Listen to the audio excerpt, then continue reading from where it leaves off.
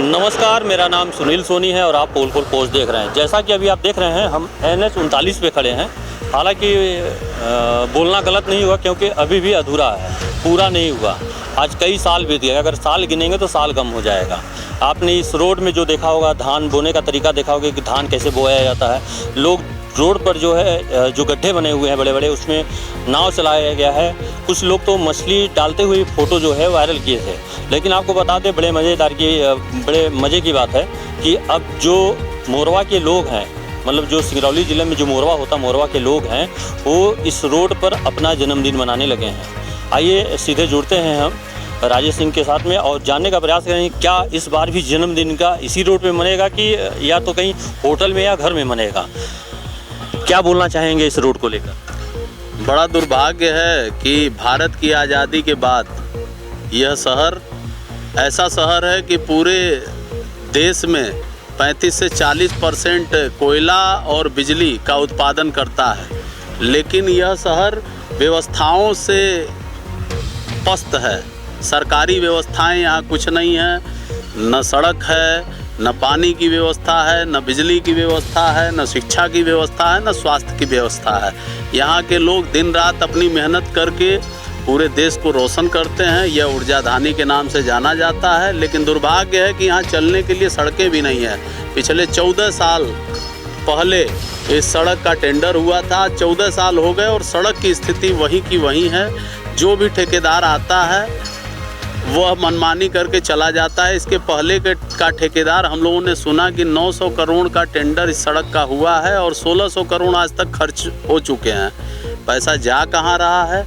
यह भ्रष्टाचार का बहुत बड़ा केंद्र बना हुआ है, जो स्टेट गवर्नमेंट को कहीं न कहीं समझना पड़ेगा कि DMF का पैसा 2900 करोड़ 2800 करोड़ हर साल इस ज़िले से जाता है। CSR का फंड है और सारे टैक्सेशन है, लेकिन इस ज़िले के लोगों को राहत नहीं मिल रही है। यह बहुत बड़ा दुर्भाग्य है और इसमें कहीं ना कहीं दोष अगर कहेंगे तो हमारा और आपका पहला होता है, और उसके बाद जो हम जनप्रतिनिधि चुनते हैं, जो हमारी बातों को सत्ता पक्ष में रहते हुए सुख सुविधाओं को लेते हुए और वह हमारी बातों को लोकसभा विधानसभा में कह नहीं पाते हैं। सबसे पहला काम उनका है कि हमारी बातों को वह वहाँ पर ले जाएं और हमें इस सुख सुविधा से कम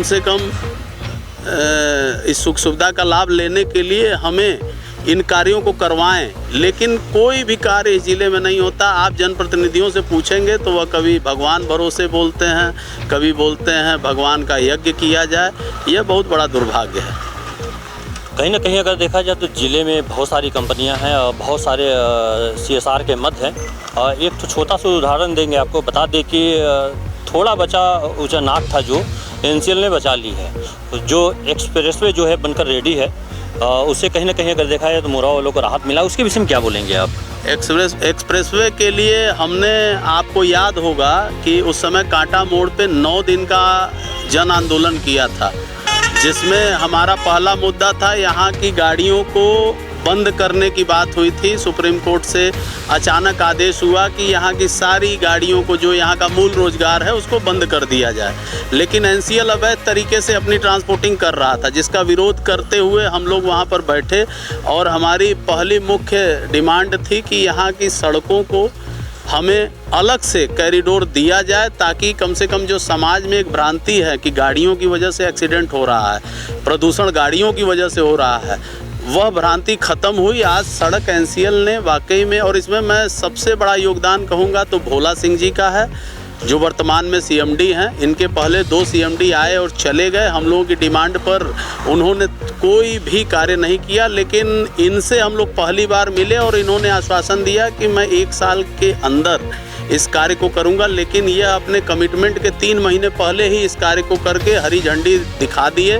तो वाकई में ऐसे अधिकारियों की यहाँ ज़रूरत है, लेकिन दुर्भाग्य है कि अब उनका रिटायरमेंट करीब है और हम लोग जो भी कार्य उनको कहते हैं वो बखूबी सुनते हैं। इस NH के लिए हम लोगों ने कितनी बार उनसे कहा, लेकिन उनकी समस्या ये है कि यह NH MPRDC के हाथ में है। और बात को समझिए, टेक्निकल मुद्दा ये है कि ये नेशनल हाईवे MPRDC को नेशनल हाईवे डिपार्टमेंट ने दे दिया है, 30 सालों के लिए दिया है। और यह उसी तरह है जैसे किसी विश्वविद्यालय की मॉनिटरिंग आप प्राइमरी स्कूल के अध्यापक से करवाइए, उसी तरह एनएच की मॉनिटरिंग एमपीआरडीसी कर रहा है, जो कि पहले से ही स्टेट गवर्नमेंट की सबसे भ्रष्ट संस्था है। और उसकी वजह से यह रोड कहीं ना कहीं बन नहीं पा रहा है। और जब तक एमपीआरडीसी से इस सड़क को मुक्त नहीं किया जाएगा तब तक इस सड़क पे चलना हम लोगों के लिए मुश्किल है। ऐसे ही बरसातें आएंगी, सरकारें आएंगी जाएंगी, लेकिन यह सड़क बनने वाली नहीं है। और मैं आपको बता दूं, हर वर्ष पिछले 4 वर्षों से 8 अगस्त को मैं अपना जन्मदिन इसी सड़क पे मनाता हूं, विरोध के लिए कि कम से कम इस विरोध से सरकार कुछ सीखे, कुछ समझे। और उसी तारतम्य में हम लोग फिर इस बार अपना जन्मदिन मनाएंगे और अपना विरोध ज्ञापित करेंगे 8 तारीख तक। अभी जीएम साहब आए थे एमपीआरडीसी के, उनको हमने बताया तो उन्होंने एक लक्ष्य दिया ठेकेदार को कि प्रयास ये करिए कि 8 तारीख तक दोनों लाइन चालू हो जाए, लेकिन मुझे इनके कार्यों से लगता नहीं है कि ये 8 तारीख तक चालू कर पाएंगे। तो जैसा हमारे साथ जुड़े हुए थे राजेश सिंह जी, उनके द्वारा बताया गया कि लक्ष्य दिया गया है अधिकारी के द्वारा कि 8 तारीख के इनके जन्मदिन 8 तारीख को है, 8 अगस्त को, उससे पहले रोड बनकर तैयार हो जाएगा। अब समय आता है, देखते हैं। आइए जुड़ते हैं, हमारे साथ दुकानदार हैं। क्या नाम है आपका? पप्पू कुमार। क्या बोलना चाहेंगे रोड को लेकर? रोड तो 8-10 साल से जो टेंडर हुआ है बन ही नहीं रहा, आधा कोड़ के छोड़ दिया गया है।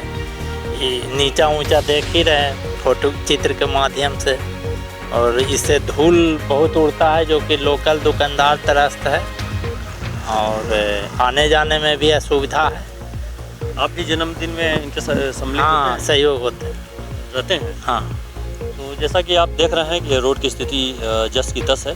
हालांकि कुछ काम हुआ है, अब देखते हैं कि 8 तारीख के बाद क्या होता है कि 8 तारीख को रोड दोनों साइड का बनकर चालू हो जाता है। कैमरामैन सुमित राय के साथ सुनील सोनी, धन्यवाद।